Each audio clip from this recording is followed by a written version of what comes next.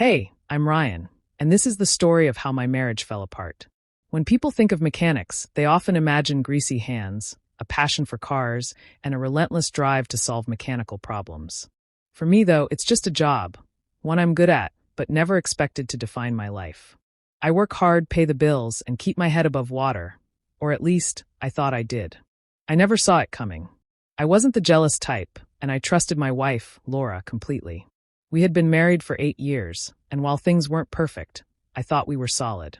We faced our struggles, mostly financial.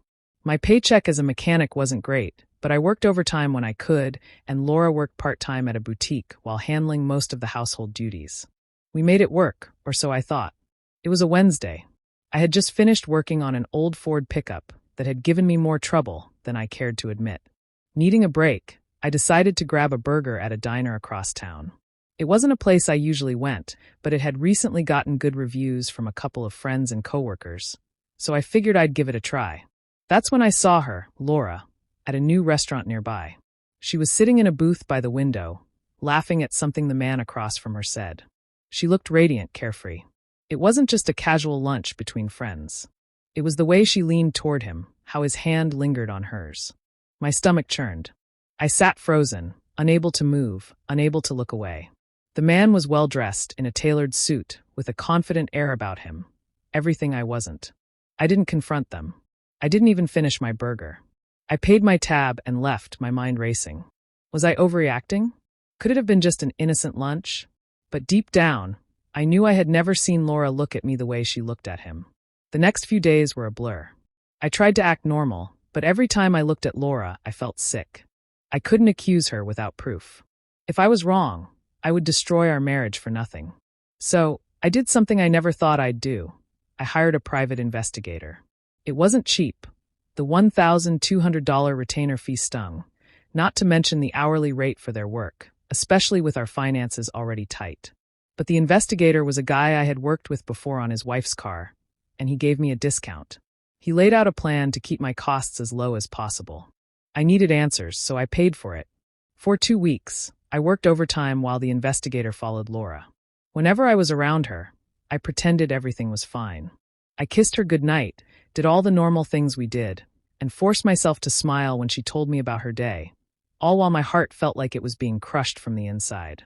When the investigator handed me the file, I could barely bring myself to open it, but I had to. The photos were damning. Laura kissing the man outside a hotel, the two of them holding hands as they walked into a fancy restaurant, and finally, a hotel receipt with her name on it. My hands shook as I closed the file. There was the proof.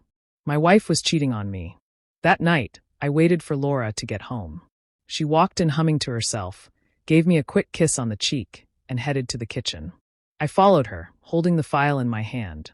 "We need to talk," I said, my voice low. She turned, a slight frown creasing her forehead. "What's wrong?" I tossed the file onto the table. "This." Her eyes widened as she opened the folder and saw the photos. For a moment, she just stared at them. Her face turned pale as she looked up at me, tears welling in her eyes. "I can explain, Ryan. It's not what you think. Don't even start with the lies." I cut her off sharply. "I saw you, Laura, at that fancy restaurant across from the diner. And now this? How long has it been going on?" She hesitated before whispering, "A few months." "I'm so sorry, Ryan. A few months." I felt like the air had been punched out of my lungs. "Why? What the hell did I do to deserve this?"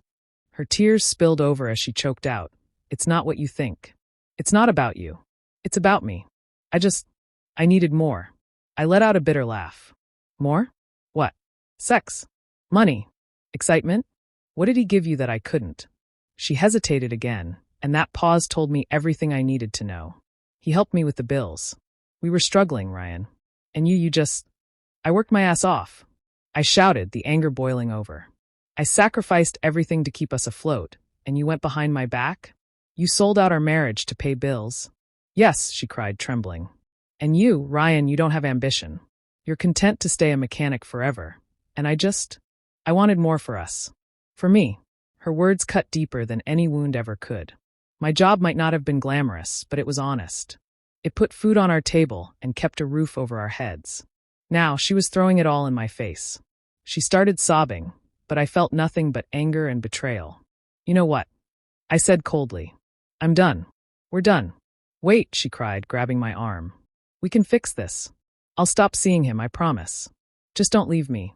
I pulled my arm away. It's too late for that. Go back to your sugar daddy. The next few weeks were a blur of lawyers, paperwork, and difficult conversations. Laura begged me not to tell anyone about her affair, but I wasn't in the mood to protect her. Her parents, her friends, they all deserved to know the truth. I didn't create a scene. I simply laid out the facts, showed them the evidence, and let them draw their own conclusions. The fallout was swift. Her parents were furious. Her friends were disgusted. And Laura?